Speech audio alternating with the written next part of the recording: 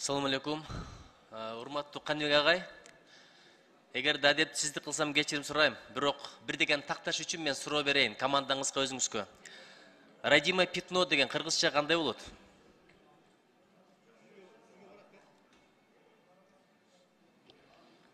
Мең. Мең экинчисичи? Сулуунун көркү кал, э? Ошол эле мезгилде биги деген кыргызча кандай болот? Кандай? Биги деген.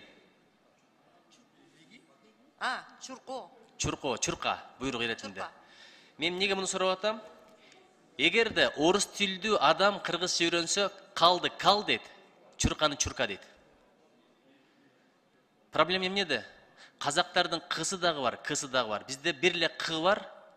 Орус элинде к көп айтылбайт, бардыгы к болот. Ошон үчүн бардыгы к болуп жатып калган да. Айтайын дегеним, тамга алфавит реформасын кылалы деген оюңуздар барбы? Бул өтө актуалдуу. Ооба, биз кыргыз тилинин алфавит системасы жөнүндө ошол экил маселени коюу деген оюбуз бар. Чын эле карга десе карга, биздин карга к келиш керек, китеп десе и келиш керек. Бул биздин сингармонизм законубузга тиешелүү. Ичке үндүү болсо ичке үндүү уланат, жоон үндүү болсо каткалаң болсо. Сингармонизм закону. Кийинкиси жоон болсо к болуп кала берет, ичке болсо к болот. Бирок орус тилдүүлөр үйрөнсө бардыгын к кылып үйрөнө берет да. Ошол катыкты катык дейт, туурабы? Ооба, ар бир тилди үйрөткөндө орус тилинде дагы ошондой сөздөр бар. Так эле ошо биздикиндей сөздөр бар. Анан кийин ошол кыргыз тилинде да бар. Бирок ошол кыргыз тилин үйрөтүп жатканда ошол айырмачылыкты өзгөчө айырмачылык катарында жанакы башында эле курста үйрөтүп коюш керек да ошону. Закондун биринчи беренесинин 3-чү пунктунда жазылып турат. Алфавит, орфоэпия, орфография эрежелерин Жогорку Кеңеш бекитет деп. Сиздер иштеп чыгып келиңиздерчи, бул өтө актуалдуу. Тил үйрөнгөндө кыйналып атат. Байкасаңыз, Ошто кыргызча үйрөндөм деген адам өзбекче үйрөнүп алат, бул жакта казакча үйрөнүп алат, же татарча үйрөнүп алат.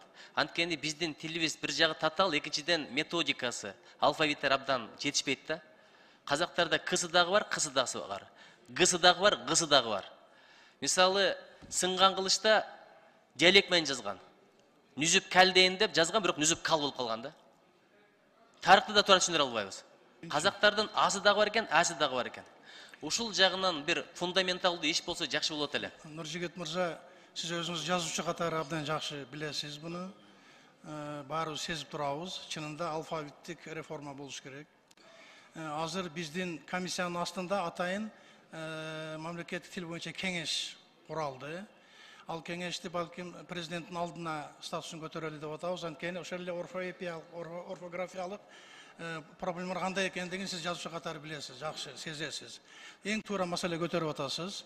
Биздин мыйзам кабыл алынгандан кийин мыйзамдын атайын презентациясы болот эми буюрса. Ошондо өзүбүз тапшырма коюп, түрдүү жоболорду, нускамаларды тактап алып, ошол мына профилдик комитет менен бирдикте бул иштердин баардыгын алдын ала азыр ишти баштадык.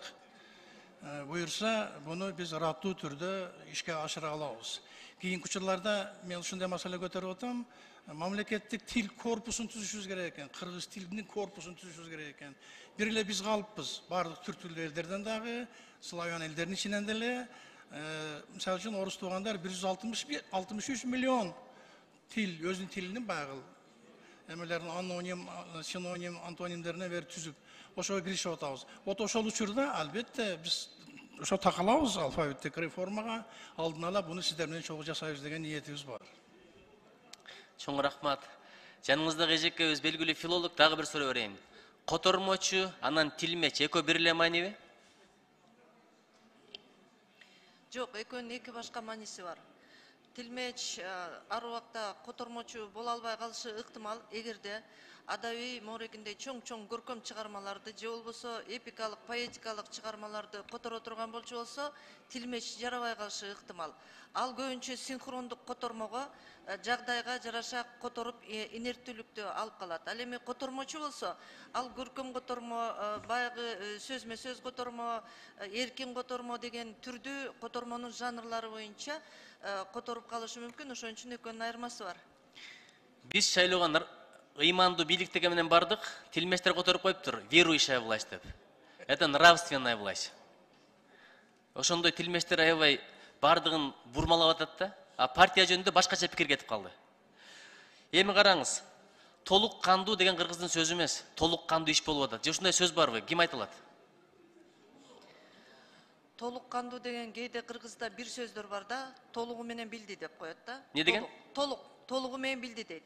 А эгерде толук кандуу десе, ал бул сөздөн келип чыкканда толук кандуу деген совершенстве, он освоил этого деген сөздөн келип Жок, чыккан. муну полнокровный деген деле сөз мөз которуп койгон, клише кылып эле. Полноценный. Тамагың таттуу болсун деген да кыргыздын сөзү жок. Полнокровный.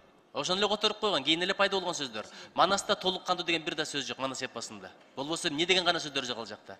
Тамагың таттуу болсун деген дагы кийин эле которулган. Мына совет бийлиги келгенден кийин. Өзү аш болсун деп эле айткан кыргыздар. Ооба. Анан отдел взаимодействияны өз ара аракеттенүү деп атат да, эми бир карап көрүңүздөрчү, ушуга кантип котормо болсун? Өз ара аракеттенүү эмнени түшүндүрөт бул? Взаимодействие деген. Карайбыз, ушул. Ошон үчүн тилмештерге бербей котормоштор которуп берсинчи ушуну жакшылап.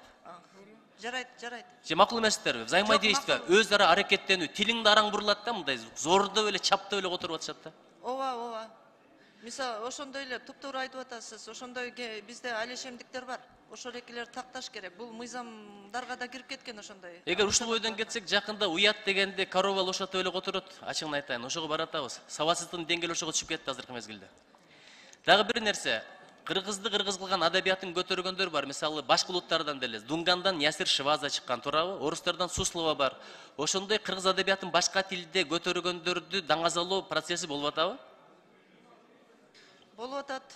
Биздин адаби жанагы азыр министерстводагы мындай мамлекеттик программанын үстүндө иштеп жатат. Ушул чукулда эле ошол программанын бир пункту катарында кирди. Башка адабияттар, башка элдердин адабияттарын кыргызчага которуу жана биздин кыргыз жазуучулардын чыгармаларын башка тилдерге которгондорду эмгектерин басуу жөнүндө атайын чоң бир иш-чара жүрүп. Кыргызстандан чыккан башка улуттук жазуучулар бар го, ошолор жөнүндө айтып атам. Даңазалайлы, көп улуттуу элбиз, Кудайым колдосун, рахмат.